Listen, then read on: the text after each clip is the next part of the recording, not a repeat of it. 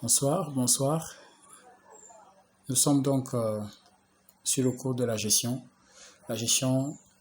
par objectif. Et en chapitre 1, directement, nous allons commencer par parler du ministère de la gestion. Alors, c'est quoi la gestion? Déjà, il faut savoir que la gestion est un autre mot pour signifier aussi intendance. Quand on parle d'intendance, on parle de gestion. Et les intendants, les gestionnaires, ce sont des personnes qui gèrent un bien qui ne leur appartient pas. Voilà. Donc, un gestionnaire, un intendant, c'est quelqu'un qui gère les biens qui ne lui appartiennent pas. Ils administrent simplement ces biens, les biens qui ont été confiés par quelqu'un d'autre. Donc, ce sont, n'est-ce pas, des tâches à faire selon le modèle que Dieu nous a donné, nous a confié. Alors, dans ce cours, qu'est-ce que nous visons? Nous visons simplement la gestion de notre ministère par des objectifs. C'est ça le nom du fascicule. Voilà, mais du module, je vais dire. La gestion par objectif, parce que Dieu peut vous avoir donné une vision globale, mais pour atteindre la vision globale, il faut bien passer par les différents objectifs qui vont vous faire atteindre des buts. Donc voilà en gros ce que nous visons dans ce module. Alors, nous allons parler simplement de certains points, certains principes bibliques sur la gestion. Beaucoup d'écoles font dans la gestion. Il y a des écoles de marketing, il y a des écoles supérieures en gestion.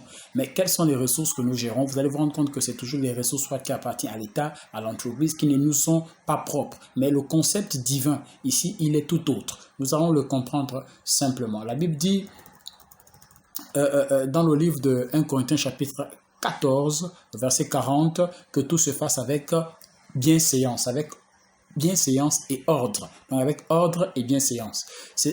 Voici ces deux choses qui doivent gérer le ministère de la gestion dans la vie d'un ministre du culte, dans la vie d'un leader, dans la vie d'un homme de Dieu. C'est quoi alors donc la gestion par des objectifs? Simplement, c'est le fait de gérer le ministère point par point. Vous voyez, vous le gérez point par point. Vous n'embrassez pas tout pour atteindre un peu, je ne sais pas ce que vous poursuivez, mais vous le faites point par point. Alors, et parmi les choses que Dieu, les ressources que Dieu a données entre les mains des gestionnaires que nous sommes en tant que serviteurs de Dieu, la première chose qu'il nous a donnée, c'est l'évangile. Sachant que Dieu nous a confié l'évangile pour que nous puissions enseigner aussi à d'autres. Nous sommes sauvés pour sauver. Celui qui a été sauvé, va facilement sauver une autre personne. Et j'aime ce que l'apôtre Paul a dit, il a déclaré une parole dans le livre de 1 Corinthiens chapitre 9, il a dit « Malheur à moi si je ne prêche pas l'évangile » parce qu'il savait qu'il était économe du message de la grâce, de l'évangile de la grâce. Il était économe, il était gestionnaire, il était intendant et que le Seigneur va généralement nous demander des comptes. Pas sur les biens que nous avons faits, pas sur les bonnes intentions que nous avons eues ou les programmes. Le Seigneur va nous demander des comptes, n'est-ce pas, pour l'appel spécifique qu'il nous a adressé, pour la sainte convocation spécifique qu'il nous a adressé. On n'est pas tous appelés à faire la même chose. On n'est pas appelés en fait à nager dans le même marigot ou alors, comment je vais dire ça, à faire des choses toujours comme tout le monde. Non, nous sommes des particularités. Lorsque Dieu vous appelle au ministère, vous êtes des particularités. Et les particularités savent s'affirmer selon ce que le Seigneur a appelé chacun à faire. Donc, nous sommes dans une course et chacun est dans un couloir. Nous servons un même maître, mais avec des agendas différents. Donc, Paul dit, malheur à moi si je ne prêche pas l'évangile, parce que l'évangile est la première ressource que Dieu nous donne en tant que gestionnaire. Et la deuxième ressource que Dieu nous donne en tant que gestionnaire, ce sont les finances. Parce que pour faire l'évangélisation, vous avez besoin d'argent. Quelqu'un pourra peut-être dire, mais pour annoncer l'évangile, on n'a pas besoin d'argent. Attention, l'évangile est gratuit, mais l'évangélisation coûte cher. Donc, dans l'évangélisation, vous avez besoin, n'est-ce pas, de faire des plans, des planifications pour que vous ayez les finances que Dieu déjà a disposées d'avance.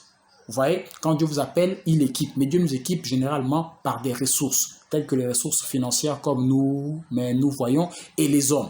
Même ceux qui sont gérants de la caisse de l'église, vous êtes en train de gérer ce qui ne vous appartient pas, c'est l'argent de Dieu. Alors Dieu demandera certainement et probablement des comptes.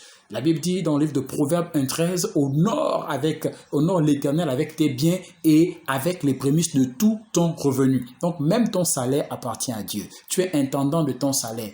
C'est pas pour toi, c'est pour le Seigneur. C'est pourquoi il est toujours important, par reconnaissance, de donner à Dieu ce qui lui revient de droit.